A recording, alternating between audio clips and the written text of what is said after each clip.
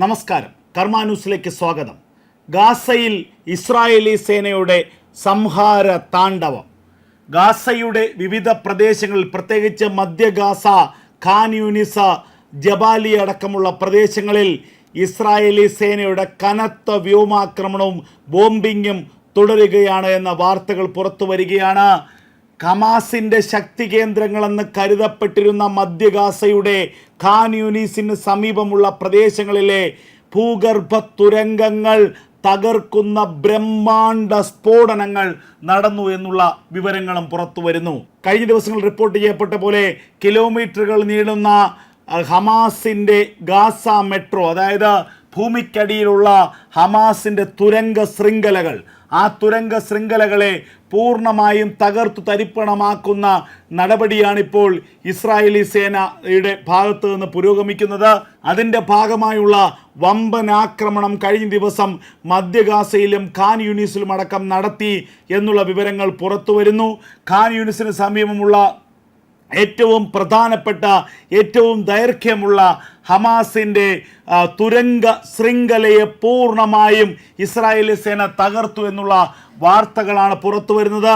നേരത്തെ ഈ തുരങ്ക ശൃംഖലയിൽ നിന്നാണ് യഹിയ സിൻവാർ രക്ഷപ്പെട്ടതായുള്ള വീഡിയോ ദൃശ്യങ്ങൾ പുറത്തു വരുന്നത്.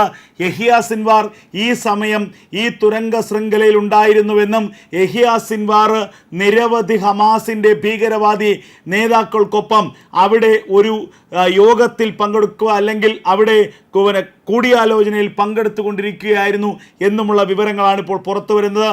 ആ സമയത്താണ് തുരങ്ക ശൃംഖലയുടെ വിവിധ ഭാഗങ്ങളിൽ അതിമാരകമായ പ്രഹരശേഷിയുള്ള ബോംബുകൾ ഇസ്രായേലി സേന വർഷിച്ചതായുള്ള വിവരങ്ങൾ പുറത്തു വരുന്നത്. പൂർണ്ണമായും ആ തുരങ്ക ശൃംഖല പൂർണ്ണമായും തകർന്നു തരിപ്പണമായി എന്നുള്ള വിവരങ്ങൾ പുറത്തു വരുന്നു. അങ്ങനെയെങ്കിൽ യഹിയ സിൻവാർ ആ ആക്രമണത്തിൽ എരിഞ്ഞടങ്ങി എന്നുള്ള സംശയങ്ങളും ഇസ്രായേലി സേന പങ്കുവയ്ക്കുന്നുണ്ട്.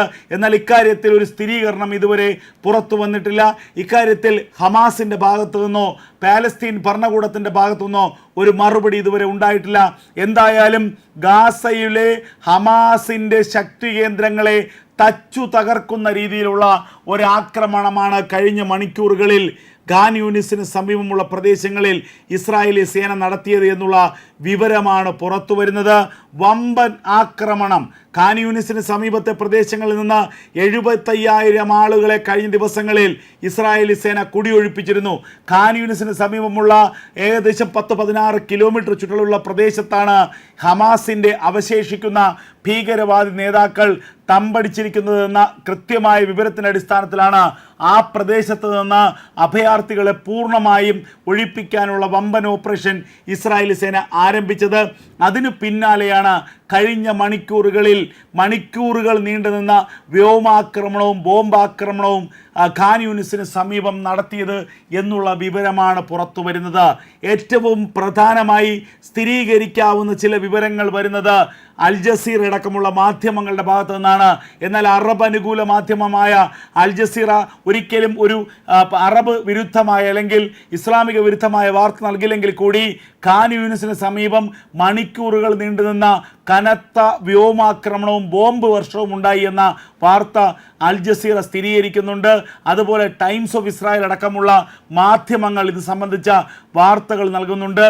ഭൂഗർഭ ടണലുകൾ കേന്ദ്രീകരിച്ചുള്ള ആക്രമണമായിരുന്നു കഴിഞ്ഞ 2-3-4 ദിവസങ്ങളായി ഇസ്രായേലി സേന നടത്തി വന്നത്. അതായത് ടണലുകൾക്കുള്ളിൽ ഇപ്പോഴും ഹമാസിൻ്റെ ഭീകരവാദ നേതാക്കൾ ഒളിച്ചിരിപ്പുണ്ട് എന്നുള്ള വിവരം ഇസ്രായേലിനുണ്ട്.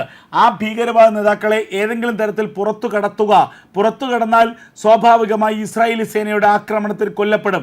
എന്നാൽ ഈ എല്ലാവിധ സജ്ജീകരണങ്ങളുമുള്ള ഭൂഗർഭ തുരങ്കങ്ങളിൽ ഇരുന്നുകൊണ്ട് ഇപ്പോഴും ഈ യുദ്ധത്തിന് ചുക്കാൻ പിടിക്കുന്ന നേതാക്കന്മാരുണ്ട്.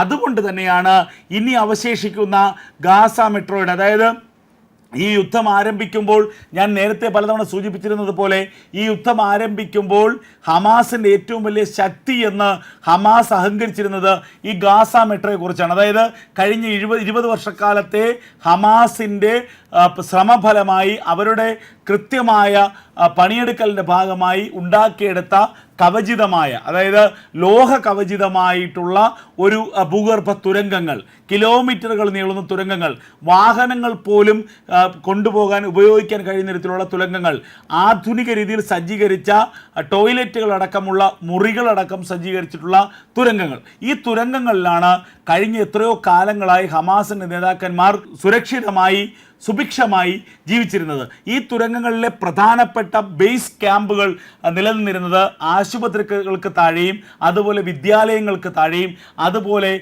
പ്രായമായവർ താമസിക്കുന്ന അനാഥാലയങ്ങൾക്ക് താഴെയും അഭയാർത്ഥി ക്യാമ്പുകൾക്ക് താഴെയുമാണ്. അപ്പോൾ ഈ അഭയാർത്ഥി ക്യാമ്പുകൾക്കും സ്കൂളുകൾക്കും ആശുപത്രികൾക്കും താഴെയുള്ള പ്രദേശങ്ങളിലാണ് പ്രധാനപ്പെട്ട ഹമാസിൻ്റെ നേതാക്കന്മാർ തമ്പടിച്ചിരുന്നത്. സ്വാഭാവികമായും ഒരു ആക്രമണം നടത്തുന്നതിന് പ്രത്യാക്രമണം ഇസ്രായേൽ നടത്തുമ്പോൾ ഈ ബേസ് ക്യാമ്പ് ലക്ഷ്യമിട്ടായിരിക്കും ബോംബുകളും റോക്കറ്റുകളും എത്തുക. അപ്പോൾ സ്വാഭാവികമായും സാധാരണക്കാരും കൊല്ലപ്പെടും. അതോടുകൂടി പാലസ്തീൻ ഇങ്ങനെ ലോകത്തിനു മുന്നിൽ മുറവിളിക്കും, ഞങ്ങളുടെ സാധാരണക്കാരായ ആശുപത്രിവാസികളെ, രോഗികളെ, കുട്ടികളെ ഒക്കെ ഹമാസ് കൊന്നൊടുക്കുകയാണ്, ഞങ്ങളുടെ നിരപരാധികളായ ആളുകളെ ഹമാസ് കൊന്നൊടുക്കുന്നുള്ള നിലവിളി ഇസ്രായേൽ പാലസ്തീൻ്റെ ഭാഗത്തുനിന്ന് ഉണ്ടാകാറുണ്ട്. ഇത് സ്ഥിരമായി നടക്കുന്ന സംഭവമാണ്. ഇതിൻ്റെ പിന്നാലെ ഐക്യരാഷ്ട്രസഭയും ഖത്തറടക്കമുള്ള അറബ് രാജ്യങ്ങളും ഇടപെടുകയും ഇസ്രായേൽ ആക്രമണത്തിൽ നിന്ന് പിന്നോട്ട് പോവുകയും ചെയ്യും. എന്നാൽ ഇക്കുറി ഒക്ടോബർ 7 ശേഷം ഒരു തീരുമാനം ഇസ്രായേൽ സ്വീകരിക്കുന്നു. അതായത് ഇനി ഞങ്ങൾക്ക് ഈ ഹമാസ് എന്ന് പറയുന്ന ശത്രുവിനെ ആവശ്യമില്ല, ഞങ്ങളുടെ അയൽ പക്കത്ത് ഹമാസ് ഇനി അവശേഷിക്കേണ്ട, ഇനി അഭയാർത്ഥി ക്യാമ്പുകളിലായാലും സ്കൂളുകളിലായാലും ആശുപത്രികളിലായാലും ഇനി എവിടെ പോയി ഒളിച്ചാലും ഹമാസ് എന്ന് പറയുന്ന ഭീകരവാദിയുടെ അന്ത്യം കണ്ട് മാത്രമേ ഞങ്ങൾ ഈ യുദ്ധം അവസാനിപ്പിക്കുമെന്ന ഒരു ദൃഢപ്രതിജ്ഞ എടുത്തുകൊണ്ടാണ് ഇസ്രായേലി സൈന്യം ഈ യുദ്ധത്തിനിറങ്ങിയത്. അതിൻ്റെ പരിണിത ഫലം നമ്മൾ കണ്ടു. അൽ നസർ ആശുപത്രി അടക്കം ഗാസയിലെ എല്ലാ ആശുപത്രികളെയും ബോംബിട്ട് തകർത്തു. ആ ഓരോ ആക്രമണത്തിലും ഇസ്രായേലിന് മനസ്സിലായി ഓരോ ആശുപത്രികളുടെയും താഴെ, ഓരോ ആശുപത്രികൾക്കും കീഴ്ഭാഗത്ത്, ആശുപത്രികൾക്ക് സമീപത്ത് ബേസ് ക്യാമ്പുകൾ പ്രവർത്തിച്ചിരുന്നു ഹമാസിൻ്റെ. ഓരോ സ്കൂളുകൾക്കും താഴെ ഹമാസിൻ്റെ ബേസ് ക്യാമ്പുകൾ പ്രവർത്തിച്ചിരുന്നു. ഓരോ അഭയാർത്ഥി ക്യാമ്പുകൾക്കും താഴെ ബേസ് ക്യാമ്പുകൾ പ്രവർത്തിച്ചിരുന്നു. അൽ നുജ്റ ബേസ് അഭയാർത്ഥി ക്യാമ്പിൻ്റെ സമീപത്ത് നിരവധി ഭീകരവാദികൾ ഒളിവിൽ താമസിച്ചിരുന്നെന്ന് തിരിച്ചറിഞ്ഞുകൊണ്ടാണ് അവിടേക്ക് ഇസ്രായേലി സേന ആക്രമണം നടത്തിയത്. അപ്പോൾ അൽ ജസീറ അടക്കം റിപ്പോർട്ട് ചെയ്തു, അഭയാർത്ഥി ക്യാമ്പിലേക്ക് ബോംബ് വർഷം നടത്തി നിരപരാധികൾ കൊന്നെടുക്കുന്നു. മരിച്ച നിരപരാധികൾ 10-20 ആയിരിക്കാം, അവരുടെ ജീവന് വില കൽപ്പിക്കുന്നില്ല എന്നല്ല, എന്നാൽ മരിച്ചത് 100 കണക്കിന് ഹമാസിൻ്റെ ഭീകരവാദികളാണ്.